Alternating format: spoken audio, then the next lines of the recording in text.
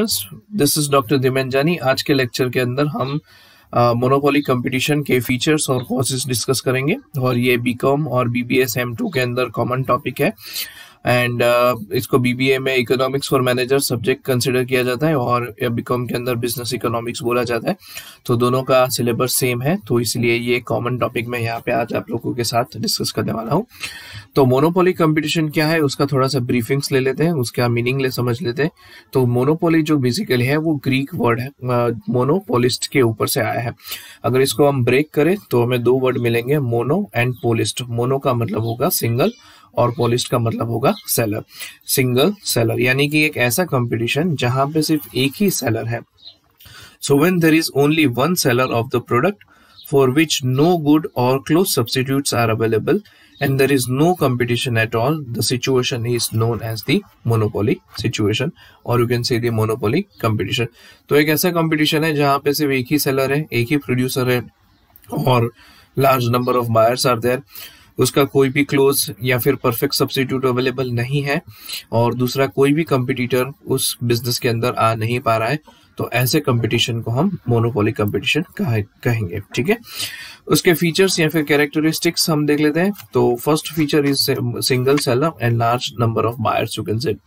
तो देखो, मोनोपोली का सबसे इम्पोर्टेंट पॉइंट हमने डिस्कस किया कि मोनोपोली कंपटीशन में सिर्फ एक ही सेलर होता है, यानी कि जो भी प्रोडक्ट या फिर सर्विस प्रोवाइड कर रहा है वो बंदा या वो प्रोड्यूसर एक ही ऐसा पर्सन है जो इस मार्केट के अंदर अपना बिजनेस कर सकता है। दूसरा कोई भी बंदा इस मार्केट में बिजनेस नहीं कर पा रहा है और लोगों के पास और कोई ऑप्शन नहीं है, इसीलिए large number of people are purchasing goods or services from that particular person.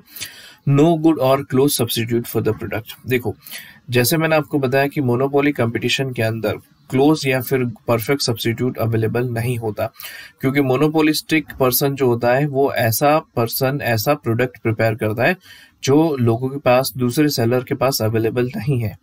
In fact इसका जो क्लोज सब्स्टिट्यूट भी अवेलेबल नहीं है। जैसे क्लोज सब्स्टिट्यूट का मतलब क्या होगा, जैसे टी एंड कॉफी।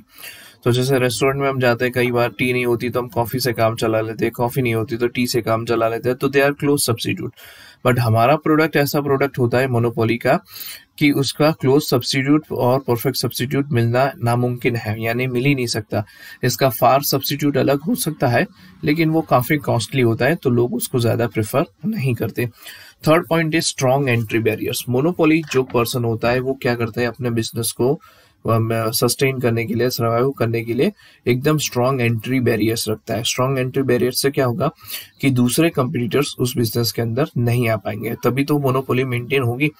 अगर कोई भी दूसरा बंदा वही बिजनेस करने के लिए कैपेबल हो जाता है तो उस केस के अंदर क्या होता है कि सामने वाले पर्सन की मोनोपोली ब्रेक हो जाती है, और अगर मोनोपोली ब्रेक हुई तो फिर हम उसको मोनोपोली कंपटीशन नहीं कर सकते।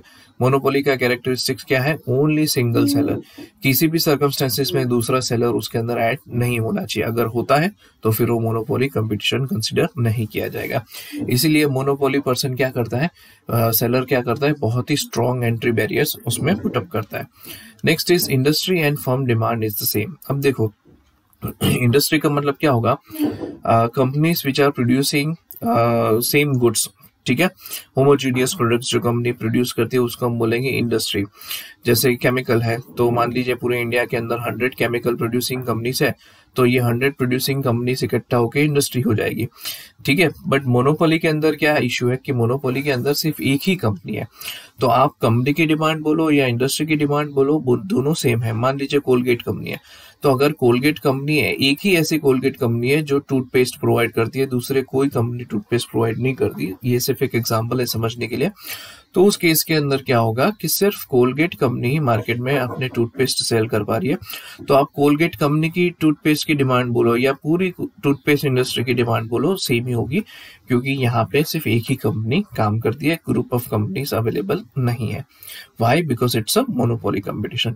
Next is cross elasticity of product is zero. इसका मतलब क्या होगा, क्रॉस इलास्टिसिटी का मतलब क्या होगा कि आपका जो प्रोडक्ट है उसकी प्रोडक्ट की डिमांड में किसी और प्रोडक्ट की प्राइस या फिर क्वांटिटी या कॉम्प्लीमेंट्री गुड्स बोल सकते हो या सब्स्टिट्यूट गुड्स बोल सकते हो, उसमें कुछ चेंजेस होने की वजह से आपके प्रोडक्ट में जो चेंजेस होता है उसको हम बोलेंगे क्रॉस इलास्टिसिटी। ठीक है, जैसे मैं आपको सिंपल एग्जांपल दे देता हूँ। अगर टी है, सपोज मैं टी बेचता हूँ, ठीक है, और मेरा सामने वाला जो कंपटीटर है वो कॉफी बेचता है, मैं 5 रुपए में टी बेचता हूँ, वो 10 रुपए में कॉफी बेचता है।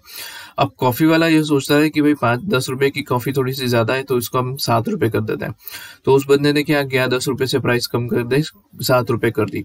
तो जैसे ही कॉफी की प्राइस डिक्रीज होगी तो कॉफी की डिमांड इंक्रीज होगी, लेकिन मेरी चाय की डिमांड यहाँ पे कम हो जाएगी।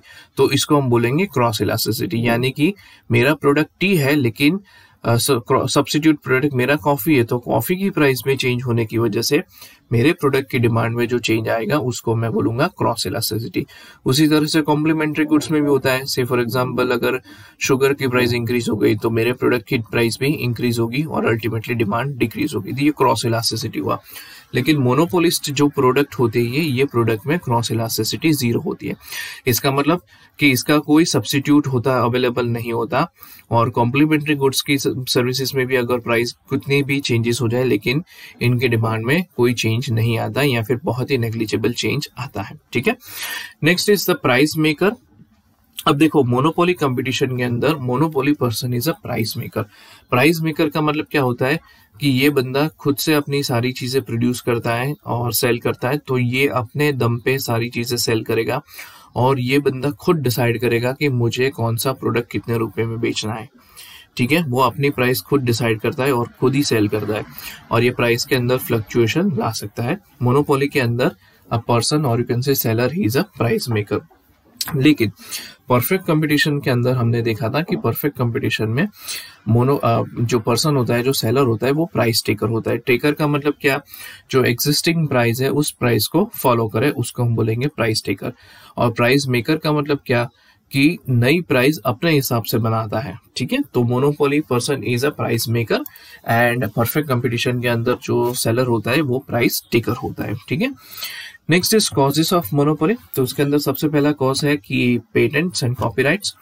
अब जैसे देखिए कि सपोज मैंने ऐसी कोई चीज बनाई है, ऐसा कोई प्रोडक्ट है या फिर ऐसी कोई नई टेक्नोलॉजी मैंने इन्वेंट की है जो मेरा इंटेलेक्चुअल प्रॉपर्टी राइट्स है, जिसको हम आईपीआर बोलते हैं, इंटेलेक्चुअल प्रॉपर्टीज है, तो इसका मैं पेटेंट करवा देता हूँ या फिर कॉपीराइट्स होते हैं, तो मेरी परमिशन के बिना उस मेथड से या ऐसे वो नॉलेज कोई और बंदा उसका यूज नहीं कर सकता। अगर इस टेक्नोलॉजी को मैं पेटेंट करवा देता हूँ या फिर मेरे जो इन्फॉर्मेशन है, नॉलेज, उसका कॉपीराइट्स में करवा लेता हूँ, बुक्स है या ऐसा कोई भी फॉर्मूला है, तो उस केस के अंदर एक्सक्लूसिवली मेरे अलावा कोई भी बंदा उसको अडॉप्ट नहीं कर पाएगा। ठीक है, तो उस केस के अंदर क्या होगा, ये फॉर्मूला, ये लीगली मुझे प्रोटेक्शन यहाँ पे मिल रहा है क्योंकि मैंने ये सारी चीज बनाई है, तो उस केस के अंदर कोई और कंपनी इसका यूटिलाइजेशन नहीं कर सकती, तो ऑटोमेटिक कोई और कंपनी मेरे बिजनेस में एंटर नहीं हो पाएगी। काफी बार गवर्नमेंट की पॉलिसीज भी इतनी स्ट्रांग होती है कि गवर्नमेंट का इंटेंशन किसी भी और कंपनी को परमिशन देना नहीं होता। उस केस के अंदर जैसे आप देख सकते हैं कि रेलवेज है, तो रेलवे के अंदर अभी तो गवर्नमेंट ने परमिशन दे दी, प्राइवेट ट्रेन्स भी अब तो रेलवे में रन हो रही है, बट कुछ साल पहले की अगर आप बात सोचे, इवन एटॉमिक एनर्जी आप देख लीजिए, तो कुछ साल पहले अगर आप देखें तो रेलवे में गवर्नमेंट रन कर रही थी, 100% गवर्नमेंट स्टेक था उसके अंदर। तो अब गवर्नमेंट किसी को भी परमिशन नहीं देती अपने प्राइवेट रेलवेज या फिर अपने प्राइवेट ट्रेन्स को रन करने के लिए। ठीक है, next is exclusive knowledge of technology. अब सपोज कोई ऐसी टेक्नोलॉजी जो मैंने प्रिपेयर की, जैसे अभी कोरोना की सिचुएशन चल रही है, तो उस केस के अंदर सपोज मेरे पास कुछ ऐसा टेक्नोलॉजी है जिससे मैंने कोरोना की वायरस की वैक्सीन बना दी है या फिर ऐसी टैबलेट्स बनाई है जो बहुत ही इफेक्टिव है। ठीक है, तो उस पर्टिकुलर केस में ये एक्सक्लूसिव नॉलेज सिर्फ मेरे पास है और किसी के पास नहीं है। तो इस केस के अंदर क्या होगा कि सिर्फ और सिर्फ मैं ही ऐसी वैक्सीन बना रहा हूँ जो 100% एफिकेसी के साथ काम कर रही है। ठीक है, तो ये एक्सक्लूसिव टेक्नोलॉजिकल नॉलेज हो गया। ओनरशिप ऑफ रॉ मटेरियल्स या फिर you can say ownership of strategic raw materials. अब अगर मैं कोई भी गुड्स बनाता हूँ तो उसके लिए रॉ मटेरियल की रिक्वायरमेंट रहेगी, तो ये जो रॉ मटेरियल रहेगा, ये रॉ मटेरियल अगर ज्यादातर रॉ मटेरियल सिर्फ मेरे पास है, ठीक है, या फिर जो भी बंदा रॉ मटेरियल प्रोड्यूस करा है, उसके साथ मैं एक्सक्लूसिव कॉन्ट्रैक्ट कर देता हूँ कि भाई ये रॉ मटेरियल तुम्हें सिर्फ मुझे बेचना है और किसी को नहीं बेचना। तो उस पर्टिकुलर केस के अंदर क्या होगा कि रॉ मटेरियल के ऊपर सारा कब्जा मेरा हो जाएगा। अब रॉ मटेरियल ही अगर किसी लोगों को नहीं मिलेगा तो वो बंदे गुड्स कैसे प्रोड्यूस करेंगे? That is not possible. तो ऑटोमेटिक क्या हो गया? एंट्री बेयर हो गई। ठीक है। Next is size of the market where single firm with large resources can operate. Okay, अब एक और एग्जांपल मैं आप लोगों के साथ शेयर करता हूँ। कुछ मार्केट का साइज ऐसा होता है जहाँ पे इतना बड़ा मार्केट का शेयर होता है कि 1, 2, 5 कंपनियों के लिए ये डिफिकल्ट हो जाता है। जैसे कि आप रेलवे देख लीजिए, तो अगर किसी कोई कंपनी को रेलवे, जैसा अभी रेलवे है वैसा रेलवे अगर स्टार्ट करना है, तो क्या 200-300 करोड़ से आप रेलवे की लाइन या फिर रेलवे का बिजनेस स्टार्ट कर सकते हो क्या? It's not possible. ठीक है, ये तो गवर्नमेंट के पास इतना पैसा है, 2 लाख 2 लाख करोड़, 5 लाख करोड़, 10 लाख करोड़, तो गवर्नमेंट पैसा इन्वेस्ट कर सकती है, बट 1 या 2 बंदों के लिए ये पॉसिबल नहीं होगा। Next is prevention of entrants, new entrants you can say. तो इस केस के अंदर क्या होगा कि कंपनी क्या करेगी कि ऐसी कुछ स्ट्रेटेजी अप्लाई करेगी जिससे नए एंट्रेंट्स उसके अंदर नहीं आ पाएंगे। वो चाहे पेटेंट हो, कॉपीराइट हो, इंटेलेक्चुअल प्रॉपर्टी राइट्स हो, कैपिटल इन्वेस्टमेंट हो, या कोई भी ऐसा काम करती है जिससे दूसरे कंपटीटर्स उस बिजनेस के अंदर आराम से आ ना सके। और यही वजह है जिसकी वजह से ये मोनोपोली कंपटीशन सरवाइव कर पाता है और मोनोपोलिस्टिक पर्सन अपने हिसाब से प्राइस को, प्रोडक्ट्स को सेल कर सकते हैं अपनी प्राइस में। Thank you so much for watching. Next topic जो हम डिस्कस करेंगे वो है equilibrium of monopoly firm in short run and long run. और अगर आपको वीडियो अच्छा लगे तो इसे लाइक कीजिए, share and subscribe this video. Thank you.